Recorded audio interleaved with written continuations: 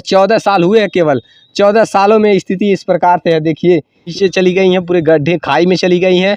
मैं एक तो बात ये है ना कि यहाँ जिस प्रकार से ऊँट के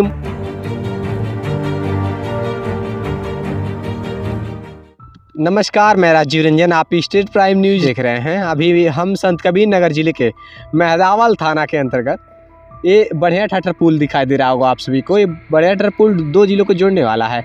जैसे उस पार जाएंगे ये गोरखपुर जिला पड़ता है और इधर संत कबीर नगर। और मैं आपको बता देना चाहता हूँ, जहाँ खड़े हैं ये बांध है, जिस बांध पर मिट्टी डालने का कार्य नहीं किया जा सका है अभी, और जगह जगह पर बड़े बड़े गड्ढे हैं।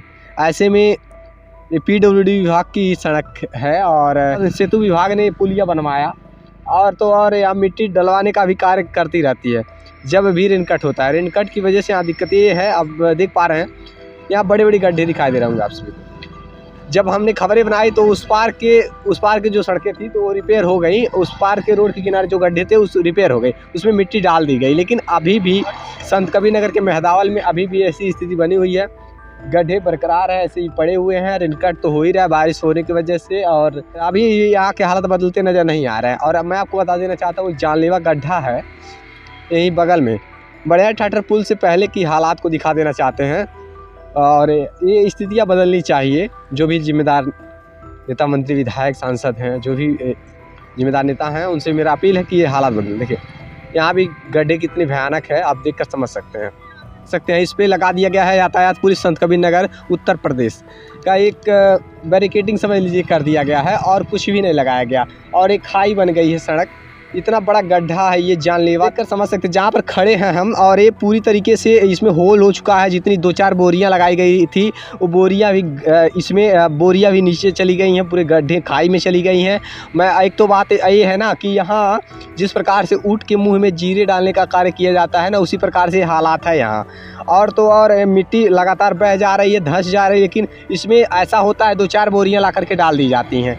तो ऐसे में तो ये गड्ढा भराई का काम हो नहीं पाएगा। ऐसे बांध है, बांध में खाई की तरह स्थिति बनी हुई है। सड़कें धीरे धीरे टूटती चली जाएंगी, क्षतिग्रस्त हो जाएंगी सड़कें।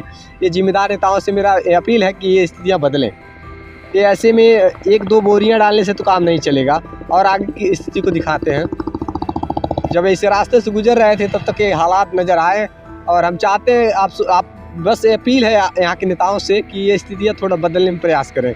सरकार ने जो बजट दिए हैं उस बजट का सदुपयोग हो, और वैसे भी तो ठेका लिया होगा किसी ने, जिसका भी होगा ठेका भी होगा। ये पुल से लेकर के ठाठर तक, पुल से लेकर के बढ़िया तक ये मतलब ठेका होगा, जिससे बांध कर रख रखाव का किलोमीटर के हिसाब से ठेका हो जाता है। तो बरसात में रेनकट होता तो बोरियां लगाने की भी जिम्मेदारी ठेकेदारों की हो जाती है। अब सिंचाई विभाग तो बार बार आ नहीं सकती, तो इसके लिए ठेकेदारों का ठेका दे दिया जाता है। अब देखिए जिम्मेदारी किस प्रकार से जिम्मेदारियों का निर्वहन किया जा रहा है। अंग्रेज़ों के ज़माने में जब अंग्रेज़ किसी भी इमारत का निर्माण करते थे तो कईयों 100 साल तक खड़े रहते थे। आज भी हैं ऐसे पुख्ता सबूत, जो अंग्रेज़ों के द्वारा बनाया गया इमारत है, पुलिया है, अभी भी वो साबूत के तौर पे खड़ी है। लेकिन आपको मैं बता देना चाहता हूँ, हमारे देश में जब इंजीनियरों के द्वारा कोई अच्छी से कोई पुल बनाया जाता है, या बहुत बड़ा आवास हो गया, या फिर पुल हो गया, या हमारे क्षेत्र में सबसे ज़्यादा अगर हमारे देश में देखा जाए तो पुल बनाए जाते हैं, तो ऐसा होता है ना कि 10-15 सालों में ही टूटते नज़र आते हैं। मैं आपको बता देना चाहता हूँ, देख लीजिए ये गोरखपुर में पीपीगंज मेहदावल मार्ग पर राप्ती नदी के बढ़िया ठाठर घाट पर सेतु का शिलान्यास सुश्री मायावती जी, माननीय मुख्यमंत्री उत्तर प्रदेश के कर कमलों द्वारा।